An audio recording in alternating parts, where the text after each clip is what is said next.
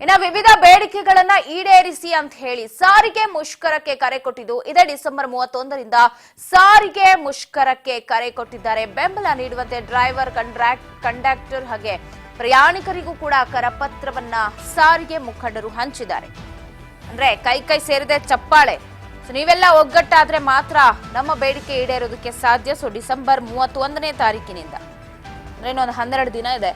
ಅಷ್ಟರಲ್ಲಿ ಯಾಕಿಷ್ಟು ಟೈಮ್ ಕೊಡ್ತಾರೆ ಅಂತಂದ್ರೆ ಅಷ್ಟರೊಳಗೆ ಏನಾದ್ರೂ ನಮಗೆ ಸಾರಿಗೆ ಇಲಾಖೆ ಭರವಸೆಯನ್ನು ಕೊಡಬಹುದು ಅಂತ. ಹಿಂದೆಯಿಂದಲೂ ಕೂಡ ಒಂದಷ್ಟು ಬೇಡಿಕೆಗಳನ್ನ ಈಡೇರಿಸಿ ಅಂತ ಹೇಳಿ ಮುಷ್ಕರ ಮಾಡ್ತಾನೆ ಬಂದಿದ್ದಾರೆ.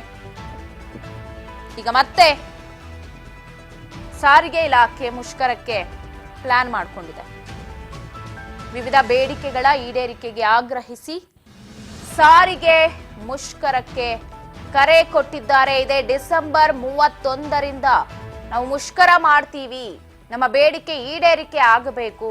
ಇನ್ಶೂರೆನ್ಸ್ ವಿಚಾರ ಆಗಿರ್ಬೋದು, ಪೇಮೆಂಟ್ ವಿಚಾರ ಆಗಿರಬಹುದು, ಸೊ ಬಾಕಿ ಇರುವಂತಹ ಅಮೌಂಟ್ ಅನ್ನ ಕೊಡಿ ಅಂತ ಹೇಳೋದಾಗಿರ್ಬೋದು. ಹಿಂದೆ ಕೋವಿಡ್ ಅಲ್ಲಿ ತೀರ್ ಹೋಗಿದ್ರಲ್ಲ ಅವ್ರಿಗೆ ಅಮೌಂಟ್ ಅನ್ನ ಅವ್ರ ಕುಟುಂಬಕ್ಕೆ ಸಲ್ಲಿಸೋ ವಿಚಾರ ಆಗಿರ್ಬೋದು. ಜೊತೆಗೆ ಮೂಲಭೂತ ಸೌಕರ್ಯಗಳು ನಮಗೆ ಯಾವುದೂ ಕೂಡ ಇಲ್ಲ. ನಾವು ಗೌರ್ಮೆಂಟ್ ಬಸ್ಸಲ್ಲಿ ಡ್ರೈವರ್ ಆಗಿ ಕಂಡಕ್ಟರ್ ಆಗಿ ಕೆಲಸ ಮಾಡ್ತಾ ಇದ್ರು ನಮಗೆ ಯಾವುದೇ ಒಂದು ರೀತಿ ಇಲ್ಲಿಯವರೆಗೂ ಕೂಡ ನಮ್ಮ ಬೇಡಿಕೆಗಳಿಗೆ ಹೋಗೊಟ್ಟಿಲ್ಲ. ಸೊ ಯಾವಾಗ್ಲೂ ನಾವು ಮುಷ್ಕರ ಮಾಡಿದಾಗ ಬರ್ತಾರೆ, ನಮಗೆ ಸಮಾಧಾನ ಮಾಡಿ ಹೋಗ್ತಾರೆ.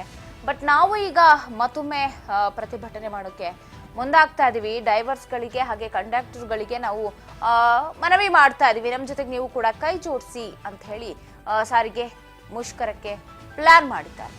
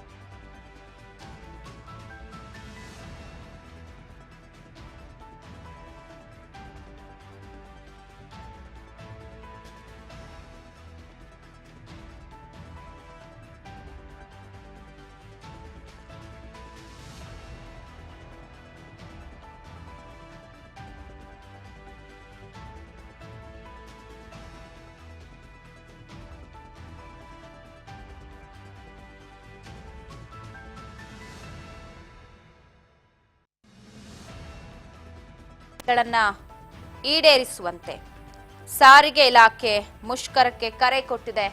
ಈಗಾಗಲೇ ನಾವು ಹೇಳ್ದಂತೆ ಹಿಂದೆ ಕೂಡ ಬಹಳಷ್ಟು ಬಾರಿ ಸಾರಿಗೆ ಶಾಕ್ ಕೊಟ್ಟಿದ್ರು. ಸರ್ಕಾರ ಭರವಸೆಯನ್ನು ಕೊಟ್ಟಿದೆ, ಭರವಸೆಗಳು ಯಾವುದು ಕೂಡ ಈಡೇರಿಕೆ ಆಗಿಲ್ಲ. ಇನ್ನೊಂದು ರಾಜ್ಯದ ಬೊಕ್ಕಸಕ್ಕೆ ಅಬಕಾರಿ ಬಿಟ್ರೆ ಸಾರಿಗೆ ಇಲಾಖೆಯಿಂದ ಅತಿ ಹೆಚ್ಚು ಆದಾಯ ಬರೋದು. ಸೊ ಇವ್ರೇನಾದ್ರೂ ನಾವು ಪ್ರೊಟೆಸ್ಟ್ ಮಾಡ್ತೀವಿ ಅಂತ ಹೇಳಿ ವಾರಗಟ್ಲೆ ಹಿಂದೆ ಆದಂತೆ ಏನಾದ್ರು ಸ್ಟ್ರೈಕ್ ಆದ್ರೆ ಮತ್ತೆ ಬೊಕ್ಕಸಕ್ಕೆ ಕನ್ನ ಬೀಳೋದಂತೂ ಹೌದು. ಸೊ ನೋಡೋಣ ಏನಾಗುತ್ತೆ ಏನು ಎತ್ತ ಅಂತ ಹೇಳಿ.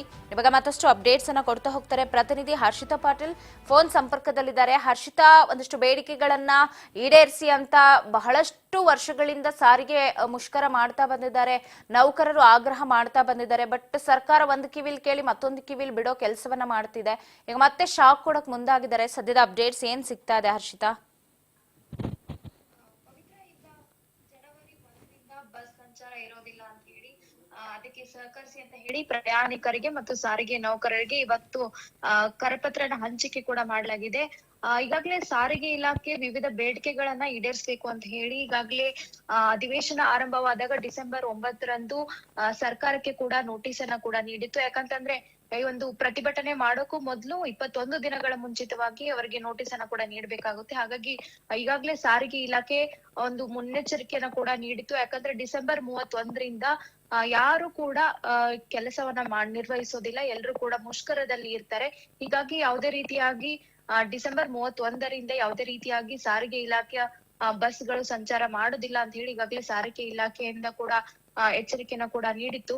ಈಗಾಗಲೇ ವಿವಿಧ ಬೇಡಿಕೆಗಳನ್ನ ಈಡೇರಿಸಬೇಕು ಅಂತ ಹೇಳಿ ಸಾರಿಗೆ ಇಲಾಖೆ ಸರ್ಕಾರಕ್ಕೆ ನೋಟಿಸ್ ಅನ್ನ ಕೂಡ ನೀಡಿತ್ತು. ಯಾಕಂದ್ರೆ 4 ನಿಗಮಗಳ ಬಸ್ಸುಗಳ ಸಂಚಾರ ಏನು ಅಂತಂದ್ರೆ ಈಗಾಗಲೇ ಶಕ್ತಿ ಯೋಜನೆ ಜಾರಿ ಆದಾಗಿಂದಲೂ ಕೂಡ ಸಾರಿಗೆ ಇಲಾಖೆಗೆ ಒಂದ್ ರೀತಿಯಾಗಿ ಹೊಡೆತ ಕೂಡ ಬಿದ್ದಿದೆ ಅಂತಲೇ ಹೇಳ್ಬೋದು. ಯಾಕಂತಂದ್ರೆ ಶಕ್ತಿ ಯೋಜನೆ ಜಾರಿ ಆದಾಗಿಂದಲೂ ಕೂಡ ಒಂದಲ್ಲ ಒಂದು ಸಮಸ್ಯೆಗಳು ಕೂಡ ಸಾರಿಗೆ ನೌಕರರಿಗೆ ಕೂಡ ಎದುರು ಆಗ್ತಾ ಇದಾವೆ. ಈಗಾಗ್ಲೇ ಶಕ್ತಿ ಯೋಜನೆ ಬಾಕಿ ಹಣವೇ ಇನ್ನೂ ಬಿಡುಗಡೆ ಮಾಡಿಲ್ಲ. ಹೀಗಾಗಿ ಆ ಒಂದು ಹಣವನ್ನ ಬಿಡುಗಡೆ ಮಾಡ್ಬೇಕು ಅಂತ ಹೇಳಿ ಈಗಾಗ್ಲೇ 4 ನಿಗಮದ ಬಸ್ ಸಂಚಾರ ಕೂಡ ಈಗ ಸ್ಥಗಿತವಾಗಲಿದೆ. 31ರಿಂದ ಯಾವುದೇ ರೀತಿಯಾಗಿ ಬಸ್ ಸಂಚಾರ ಕೂಡ ಇರೋದಿಲ್ಲ ಅಂತ ಹೇಳಿ ಈಗಾಗ್ಲೇ ಸಾರಿಗೆ ನೌಕರರು ಕೂಡ ಈಗಾಗ್ಲೇ ಮನವಿಯನ್ನ ಕೂಡ ಕೊಟ್ಟಿರುವಂತದ್ದು.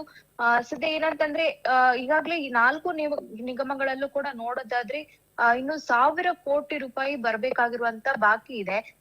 ಈಗ KSRTC ಅಲ್ಲಿ ನೋಡೋದಾದ್ರೆ 714 ಕೋಟಿ ಇದೆ, BMTC ಅಲ್ಲಿ 290 ಕೋಟಿ ಇದೆ, ಇನ್ನು NWKRTC ಅಲ್ಲಿ ನೋಡೋದಾದ್ರೆ 408 ಕೋಟಿ ಇದೆ, ಇನ್ನು KKRTC ಅಲ್ಲಿ 347 ಕೋಟಿ ಇದೆ. ಒಟ್ಟಾರೆಯಾಗಿ ನೋಡೋದಾದ್ರೆ 1000ಕ್ಕೂ ಹೆಚ್ಚು ಕೋಟಿ ರೂಪಾಯಿ ಇನ್ನು ಬರ್ಬೇಕಾಗಿರುವಂತದ್ದು ಬಾಕಿ ಇದೆ. ಹೀಗಾಗಿ ಸರ್ಕಾರಕ್ಕೆ ಪದೇ ಪದೇ ಸಾರಿಗೆ ನೌಕರರು ಕೂಡ ಹೇಳಿದ್ರು ಕೂಡ, ಮನವಿ ಮಾಡಿದ್ರು ಕೂಡ ಇನ್ನು ಕೂಡ ಹಣವನ್ನ ಬಿಡುಗಡೆ ಮಾಡಿಲ್ಲ.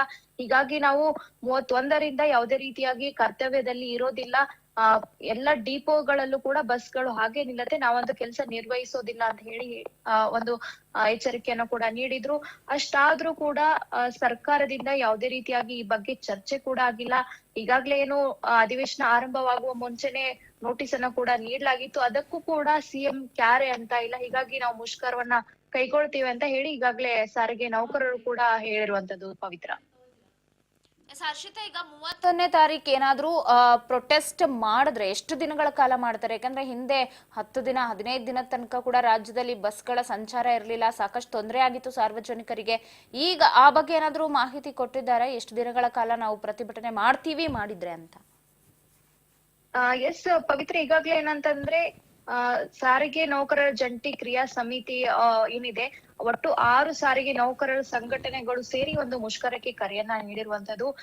ಏನಂತಂದ್ರೆ ಅವರ ಬೇಡಿಕೆಗಳು ಈಡೇರುವವರೆಗೂ ಕೂಡ ನಾವು ಯಾವುದೇ ರೀತಿಯಾಗಿ ಕರ್ತವ್ಯದಲ್ಲಿ ಇರೋದಿಲ್ಲ ಅಂತ ಹೇಳಿ ಕೂಡ ಹೇಳಿರುವಂತದ್ದು. ಯಾಕಂತಂದ್ರೆ ಸಾಕಷ್ಟು ಬಾರಿ ಕೂಡ ಹೋರಾಟ ಪ್ರತಿಭಟನೆ ಮಾಡಿ ಏನೇ ಮನವಿ ಮಾಡಿದ್ರು ಕೂಡ ಸರ್ಕಾರ ಮಾತ್ರ ಕೇರ್ ಮಾಡ್ತಾ ಇಲ್ಲ. ಹೀಗಾಗಿ ನಮ್ಮ ಬೇಡಿಕೆಗಳು ಈಡೇರುವವರೆಗೂ ಅಟ್ಲೀಸ್ಟ್ 1000 ಕೋಟಿ ರೂಪಾಯಿ ಏನು ಬಾಕಿ ಇದೆ ಅದನ್ನಾದ್ರೂ ಬಿಡುಗಡೆ ಮಾಡುವವರೆಗೂ ಕೂಡ ನಾವು ಕರ್ತವ್ಯದಲ್ಲಿ ಇರೋದಿಲ್ಲ ಅಂತ ಹೇಳಿದ್ದಾರೆ. ಈಗಾಗಲೇ 31ರಿಂದ ಯಾವುದೇ ರೀತಿಯಾಗಿ ಬಸ್ ಸಂಚಾರ ಇರಲ್ಲ. KSRTC ಇರ್ಬಹುದು, BMTC ಇರ್ಬಹುದು, NWKRTC ಇರ್ಬಹುದು, KKRTC ಇರ್ಬಹುದು, ಯಾವ ನಿಗಮಗಳಲ್ಲೂ ಕೂಡ ಬಸ್ ಸಂಚಾರ ಇರೋದಿಲ್ಲ ಅಂತ ಹೇಳಿದ್ದಾರೆ. ಹೀಗಾಗಿ ಒಂದು ರೀತಿಯಾಗಿ ಶಕ್ತಿ ಯೋಜನೆ ಜಾರಿ ಆದಾಗಿಂದಲೂ ಕೂಡ ಒಂದ್ ರೀತಿಯಾಗಿ ಸರ್ಕಾರ ಪದೇ ಪದೇ ಈ ರೀತಿಯಾಗಿ ಹಣವನ್ನ ಬಿಡುಗಡೆ ಮಾಡೋದ್ರಲ್ಲಿ ವಿಳಂಬ ಮಾಡ್ತಾನೆ ಇದೆ. ಸೊ ಹೀಗಾಗಿ ನಮ್ಮ ಬೇಡಿಕೆ ಈಡೇರುವವರೆಗೂ ಅಟ್ಲೀಸ್ಟ್ ಇವು ಶಕ್ತಿ ಯೋಜನೆ ಬಾಕಿ ಹಣ ಬಿಡುಗಡೆ ಆಗೋವರೆಗೂ ಕೂಡ ನಾವು ಬಂದ್ ಮಾಡಲಿದ್ದೇವೆ ಅನ್ನೋಂಥದನ್ನ ಕೂಡ ಈಗಾಗಲೇ ಹೇಳಿರುವಂತದ್ದು. ಸದ್ಯ ಸರ್ಕಾರ ಕೂಡ ಈಗ 1-2 ದಿನ ಬಂದ್ ಮಾಡಿದ್ರು ಕೂಡ ಸಾಕಷ್ಟು ಹೊರೆ ಬೀಳುತ್ತೆ. ಯಾಕಂದ್ರೆ ಸಾರ್ವಜನಿಕರು ಒಂದು ಸಾರಿಗೆ ನಿಗಮಗಳ ಮೇಲೆ ಸಾಕಷ್ಟು ಡಿಪೆಂಡ್ ಆಗಿರುವಂತದ್ದು.